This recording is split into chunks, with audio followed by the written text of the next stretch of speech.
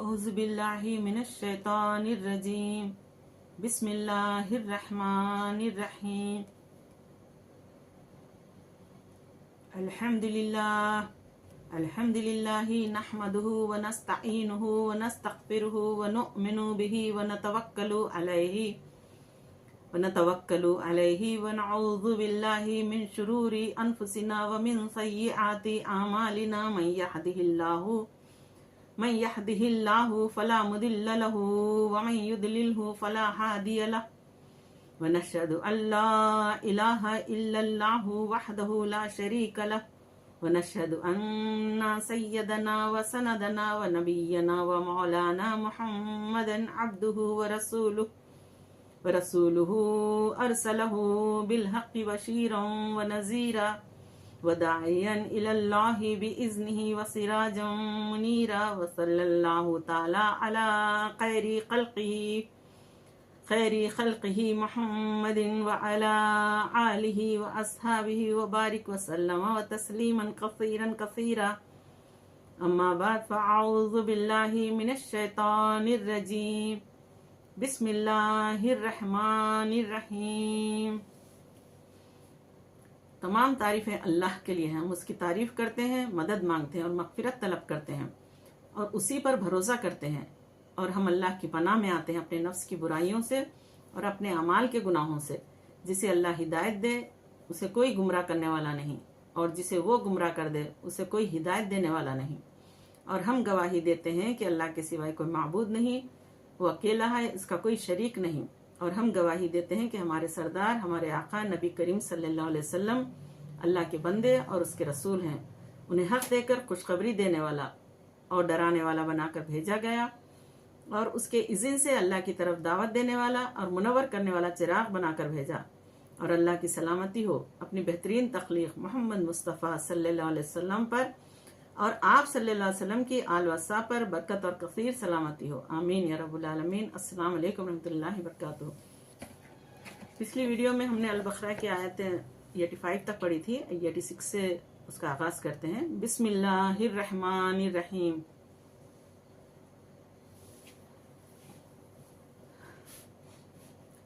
اولئک الذین اشتروا الحیاۃ الدنیا بالآخرہ فلا يخفف عنهم العذاب ولا هم ينصرون۔ یہی وہ لوگ ہیں جنہوں نے آخرت کے بدلے میں دنیا کی زندگی خرید لی ہے، بس نہ ان پر سے عذاب ہلکا کیا جائے گا اور نہ ہی ان کو مدد دی جائے گی۔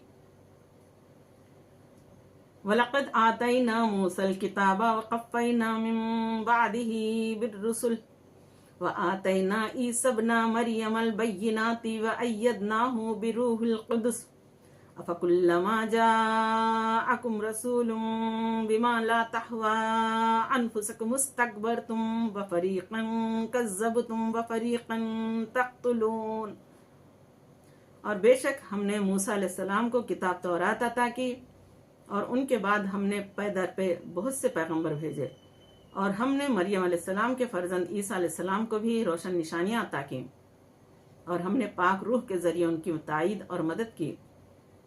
تو کیا ہوا جب بھی کوئی پیغمبر تمہارے پاس وہ احکام لائے جنہیں تمہارے نفس پسند نہیں کرتے تھے تو تم وہیں اکڑ گئے، اور بعدوں کو تم نے جھٹلایا اور بعدوں کو تم قتل کرنے لگے۔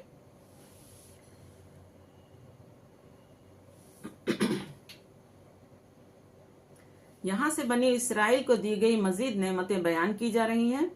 اس آیت میں کتاب سے تورات مراد ہے، جس میں اللہ تعالیٰ کے تمام عہد مذکور تھے۔ ان میں سب سے اہم عہد یہ ہے کہ ہر زمانے کے پیغمبروں کی اطاعت کرنا، ان پر ایمان لانا اور ان کی تعظیم و توقیر کرنا۔ حضرت موسیٰ علیہ السلام کے زمانے سے حضرت عیسیٰ علیہ السلام تک متواتر انبیاء کرام علیہ السلام آتے رہے۔ ان کی تعداد 4000 بیان کی گئی ہے۔ یہ سب حضرت موسیٰ علیہ السلام کی شریعت کے محافظ اور اس کے احکام جاری کرنے والے تھے، اور چونکہ ہمارے آقا خاتم الانبیاء صلی اللہ علیہ وسلم کے بعد نبوت کسی کو نہیں مل سکتی۔ ان نشانیوں سے مراد حضرت عیسیٰ علیہ السلام کے معجزات ہیں، جیسے مردوں کو زندہ کرنا، اندھوں اور ورس والوں کو صحت دینا، پرندوں کی صورتوں میں جان ڈال دینا، غیب کی خبریں دینا وغیرہ۔ روح القدس سے حضرت جبریل امین مراد ہیں، کہ وہ روحانی ہیں اور ایسی وحی لاتے ہیں جس سے دلوں کو حیات یعنی زندگی ملتی ہے۔ حضرت جبریل علیہ السلام کو حضرت عیسیٰ علیہ السلام کے ساتھ رہنے کا حکم تھا، اور حضرت عیسیٰ علیہ السلام کے آسمان پر اٹھائے جانے تک حضرت جبریل امین ہمیشہ آپ کے ساتھ رہے، کبھی جدا نہ ہوئے۔ اور حضرت جبریل امین کی تائید حضرت عیسیٰ علیہ السلام کی بہت بڑی فضیلت ہے۔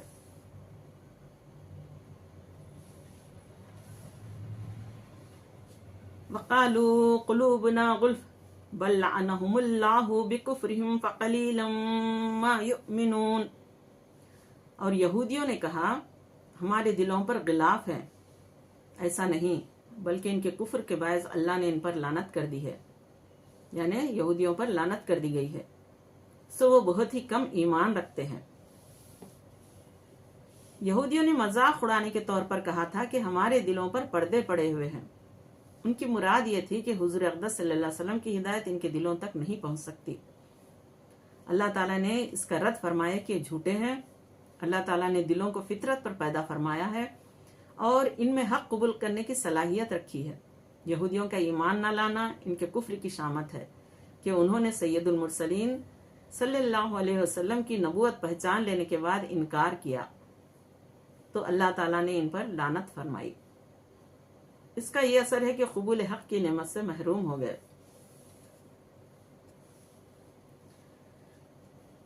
وَلَمَّا جَاءَهُمْ كِتَابٌ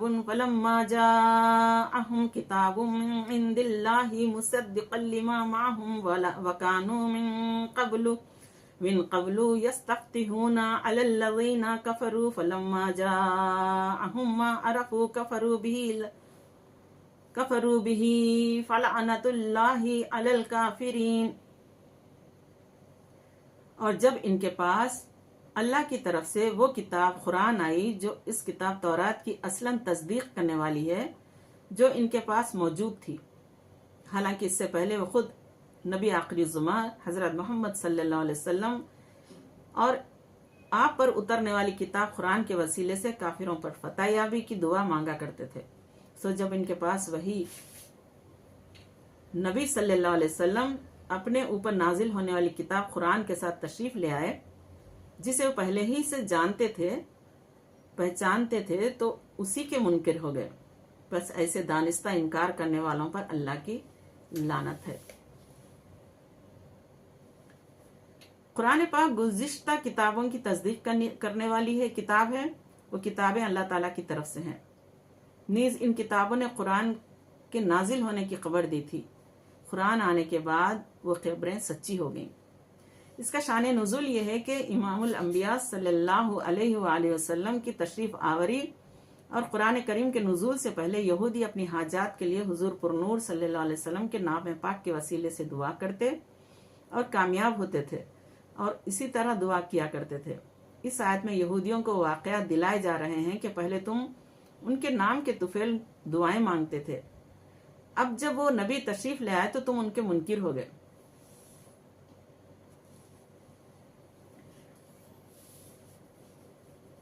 بِئْسَ مَا اشْتَرَوْا بِهِ أَنفُسَهُمْ أَن يَكْفُرُوا بِمَا أَنزَلَ اللَّهُ بَغْيًا أَن يُنَزِّلَ اللَّهُ من فضله على من يشاء من عباده فباءوا بغضب على غضب وللكافرين عذاب مهين۔ انہوں نے اپنی جانوں کا کیا برا سودا کیا کہ اللہ کی نازل کردہ کتاب کا انکار کر رہے ہیں، اللہ کی نازل کردہ کتاب کا انکار کر رہے ہیں، محض اس حسد میں کہ اللہ اپنے فضل سے اپنے بندوں میں سے جس پر چاہتا ہے وہی نازل فرماتا ہے۔ پس وہ غضب در غضب کے سزاوار ہوئے، اور کافروں کے لیے ذلت انگیز عذاب ہے۔ یہودیوں نے حضور اقدس صلی اللہ علیہ وسلم پر ایمان لانے کی بجائے کفر اختیار کیا، اور ایمان کی جگہ کفر خریدنا کا خسارے کا سودا ہے۔ اسی سے ہر آدمی نصیحت حاصل کرے کہ ایمان کی جگہ کفر، نیکیوں کی جگہ گناہ، اطاعت کی جگہ نافرمانی، رضا الہی کی جگہ اللہ تعالیٰ کے غضب کا سودا بہت خسارے کا سودا ہوتا ہے۔ یہودیوں کی خواہش تھی کہ ختم نبوت کا منصب بنی اسرائیل میں سے کسی کو ملتا، لیکن جب انہوں نے دیکھا کہ وہ اس منصب سے محروم رہے اور بنی اسماعیل کو یہ منصب مل گیا تو حسد کی وجہ سے حضور پرنور صلی اللہ علیہ وآلہ وسلم اور آپ پر نازل ہونے والی اللہ تعالیٰ کی کتاب قرآن مجید کے منکر ہو گئے۔ اس سے معلوم ہوا کہ منصب و مرتبے کی طلب انسان کے دل میں حسد پیدا ہونے کا ایک سبب ہے، اور یہ بھی معلوم ہوا کہ حسد ایسا خبیث مرض ہے جو انسان کو کفر تک بھی لے جا سکتا ہے۔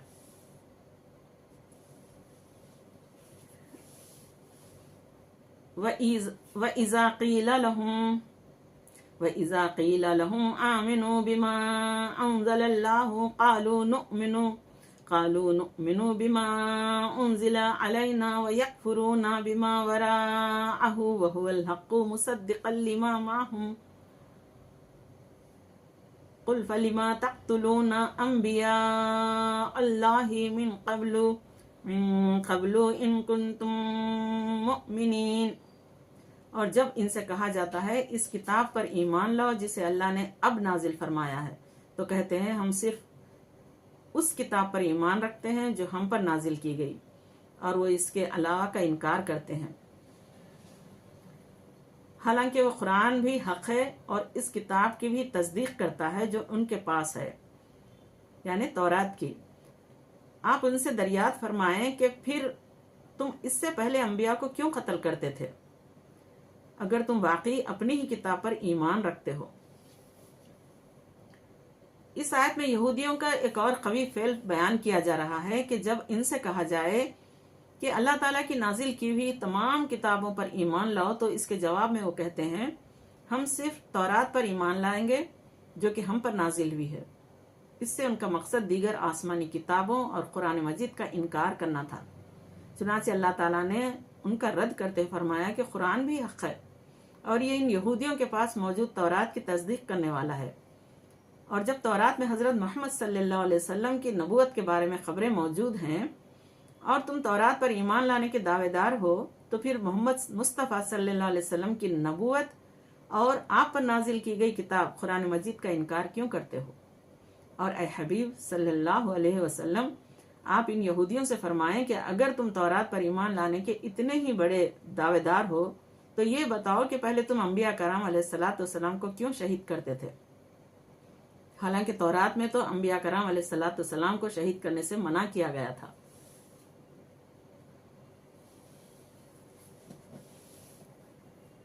وَلَقَدْ جَاءَكُمْ مُوسَىٰ بِالْبَيِّنَاتِ ثُمَّ اتَّخَذْتُمُ الْعِجْلَ مِنْ بَعْدِهِ وَأَنْتُمْ ظَالِمُونَ۔ اور صورتحال یہ ہے کہ تمہارے پاس خود موسیٰ علیہ السلام کھلی نشانیاں لائے، پھر تم نے ان کے پیچھے بچڑے کو معبود بنا لیا، اور تم حقیقت میں ہو ہی جفاکار۔ اس آیت کا خلاصہ یہ ہے کہ حضرت موسیٰ علیہ السلام بنی اسرائیل کے پاس روشن معجزات لے کر تشریف لائے، اور جب حضرت موسیٰ علیہ السلام کوہ طور پر تشریف لے گئے تو آپ علیہ الصلاۃ والسلام کے بعد بنی اسرائیل نے سامری کے بہکانے سے گائے کو معبود بنا لیا، اور گائے کی پوجا کر کے انہوں نے کفر کیا۔ جب حضرت موسیٰ علیہ السلام کی روشن نشانیاں دیکھ کر بنی اسرائیل بچڑے کی پوجا میں مبتلا ہو گئے تو ان یہودیوں کا سید المرسلین صلی اللہ تعالی علیہ وآلہ وسلم کے ساتھ کفر کرنا ان کے لیے کون سی بڑی بات ہے؟ اس آیت سے معلوم ہوا کہ گائے کی عبادت قدیم عرصے سے چلی آ رہی ہے۔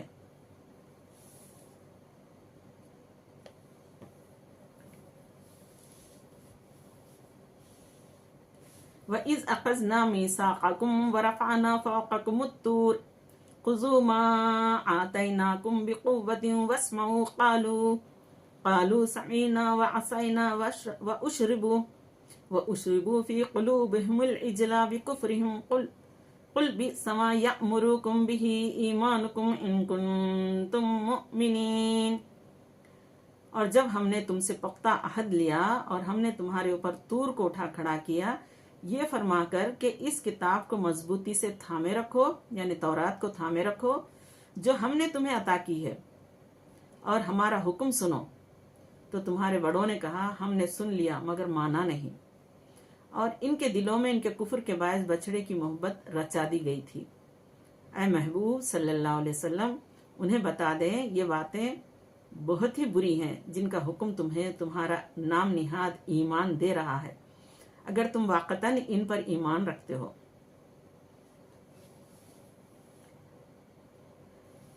یعنی اس میں اللہ تعالیٰ وہ واقعہ بیان فرما رہے ہیں کہ کس طرح یہودیوں کے سر پر کوہ طور معلق کر دیا گیا تھا.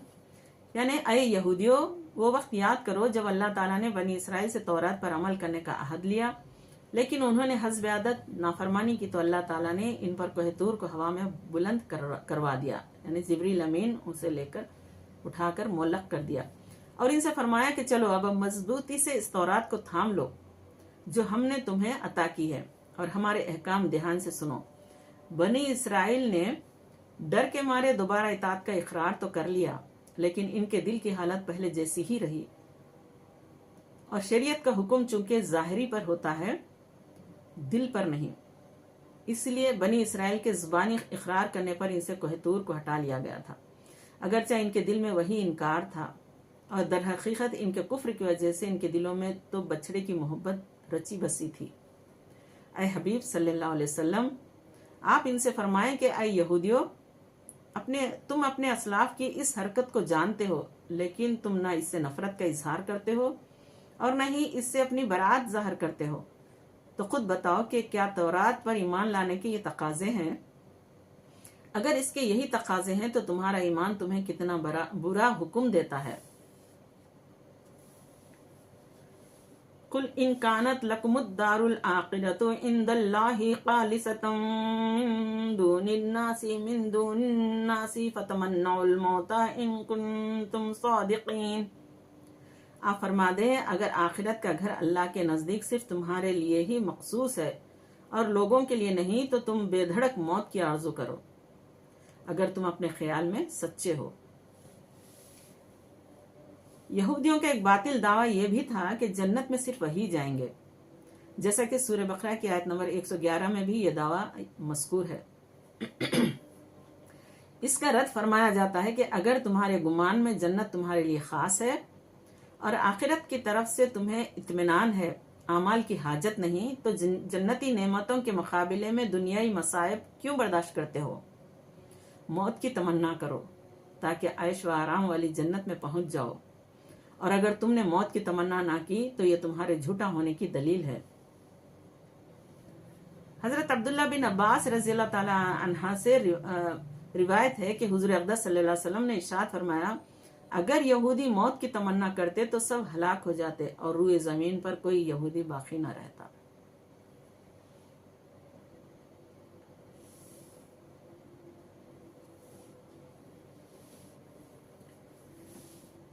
وَلَن يَطْمَنَّهُ أَبَدًا بِمَا قَدَّمَتْ أَيْدِيهِمْ وَاللَّهُ عَلِيمٌ بِالظَّالِمِينَ. وہ ہرگز کبھی بھی اس کی آرزو نہیں کریں گے ان گناہوں اور مظالم کے باعث جو ان کے ہاتھ آگے بھیج چکے ہیں یا پہلے کر چکے ہیں، اور اللہ ظالموں کو خوب جانتا ہے. یہ غیب کی خبر اور معجزہ ہے کہ یہودی نبی کریم صلی اللہ علیہ وسلم اور اسلام کی شدید مخالفت کے باوجود بھی موت کی تمنا کا لفظ زبان پر نہ لا سکے. وَلَا تَجِدَنَّهُمْ أَحْرَصَ النَّاسِ عَلَى حَيَاتٍ وَمِنَ الَّذِينَ أَشْرَكُوا يَوَدُّ أَحَدُهُمْ لَوْ يُعَمَّرُ أَلْفَ سَنَةٍ وَمَا هُوَ بِمُزَحْزِحِهِ مِنَ الْعَذَابِ أَن يُعَمَّرَ وَاللَّهُ بَصِيرٌ بِمَا يَعْمَلُونَ. آپ انہیں یقیناً سب لوگوں سے زیادہ جینے کی ہوس میں مبتلا پائیں گے، اور یہاں تک کہ مشرکوں سے بھی زیادہ ان میں سے ہر ایک چاہتا ہے کہ کاش اسے 1000 برس کی عمر مل جائے. اگر اسے اتنی عمر مل بھی جائے تو بھی یہ اسے عذاب سے بچانے والی نہیں ہو سکتی، اور اللہ ان کے اعمال کو خوب دیکھ رہا ہے. مشرکین کا ایک گروہ مجوسی ہے، آپس میں سلام کے موقع پر کہتے ہیں 1000 برس جیو. ان کے اس قول کے پیش نظر آیت کا خلاصہ یہ ہے کہ اے حبیب صلی اللہ تعالی علیہ وآلہ وسلم، مجوسی مشرک 1000 برس جینے کی تمنا رکھتے ہیں، اور یہودی ان سے بھی بڑھ گئے کہ انہیں جینے کی ہوس سب سے زیادہ ہے، حالانکہ اتنی عمر کا دیا جانا بھی اسے جہنم کے عذاب سے دور نہ کر سکے گا. اور اللہ تعالیٰ ان کے تمام اعمال کو خوب دیکھ رہا ہے، اور ان کا کوئی حال اللہ تعالیٰ سے چھپا ہوا نہیں ہے.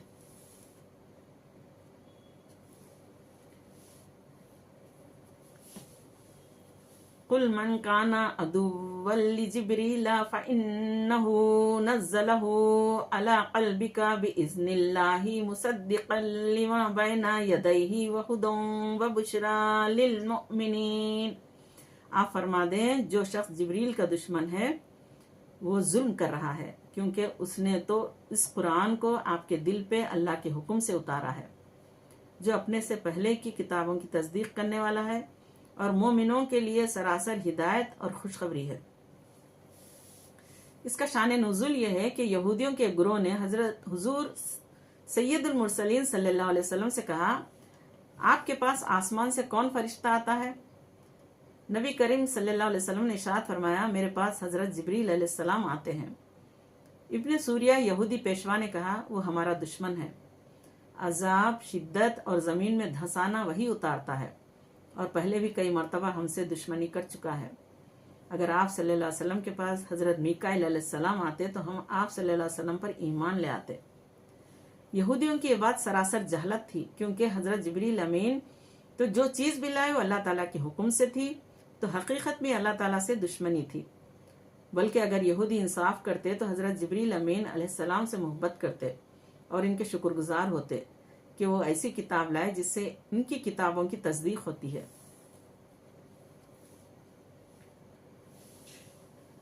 من کان عدوا للہ وملائکتہ ورسولہ وجبریل ومیکائیل فإن اللہ عدو للکافرین. جو شخص اللہ کا اور اس کے فرشتوں اور اس کے رسولوں کا اور جبریل اور میکائیل کا دشمن ہوا تو یقیناً اللہ بھی ان کافروں کا دشمن ہے. اس سے معلوم ہوا کہ انبیاء کرام علیہ الصلاۃ والسلام اور فرشتوں سے دشمنی کفر اور غضب الہی کا سبب ہے، اور محبوبان حق سے دشمنی اللہ عز و جل سے دشمنی کرنا ہے. حضرت جبریل علیہ السلام انبیاء کرام علیہ الصلاۃ والسلام کے خادم ہیں، ان کا دشمن رب تعالیٰ کا دشمن ہے. یہ بھی معلوم ہوا کہ ایک فرشتے سے عداوت سارے فرشتوں سے عداوت ہے. یہی حال انبیاء کرام علیہ الصلاۃ والسلام کا ہے. حضرت ابو ہریرہ رضی اللہ تعالیٰ عنہ فرماتے ہیں کہ آپ سے روایت ہے کہ حضور اقدس صلی اللہ علیہ وسلم فرماتے ہیں کہ اللہ تعالیٰ نے فرمایا، جو میرے کسی ولی سے دشمنی کرے اسے میں نے لڑائی کا اعلان کر دیا. وَلَقَدْ أَنزَلْنَا إِلَيْكَ آيَاتٍ بَيِّنَاتٍ وَمَا يَكْفُرُ بِهَا إِلَّا الْفَاسِقُونَ. اور بے شک ہم نے آپ کی طرف روشن آیتیں اتاری ہیں، اور ان نشانیوں کا سوائے نافرمانوں کے کوئی انکار نہیں کر سکتا. ابن سوریہ نے نبی کریم صلی اللہ علیہ وسلم سے کہا کہ آپ کوئی ایسی چیز لے کر نہیں آئے جسے ہم پہچانتے ہوں، اور آپ پر ایسی کوئی روشن آیت نازل نہیں ہوئی جس کی وجہ سے ہم آپ کی پیروی کریں. اللہ تعالیٰ نے اس کا رد کرتے ہوئے ارشاد فرمایا کہ اے حبیب صلی اللہ تعالیٰ علیہ وآلہ وسلم، ہم نے آپ کی صرف روشن آیتیں نازل فرمائی ہیں، ہم نے آپ کی طرف روشن آیتیں نازل فرمائی ہیں جس میں حلال، حرام اور حدود وغیرہ کے احکام واضح اور تفصیل سے بیان کیے گئے ہیں، اور ان آیتوں کا انکار وہی کرتا ہے جو ہمارے احکامات کی اطاعت نہیں کرتا. یاد رہے کہ یہاں فاسقوں سے مراد کافر اور منافق ہیں.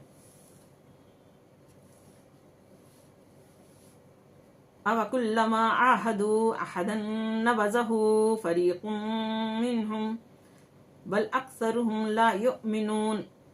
اور کیا ایسا نہیں کہ جب بھی انہوں نے کوئی عہد کیا تو ان میں سے ایک گروہ نے اسے توڑ کر پھینک دیا، بلکہ ان میں سے اکثر ایمان ہی نہیں رکھتے.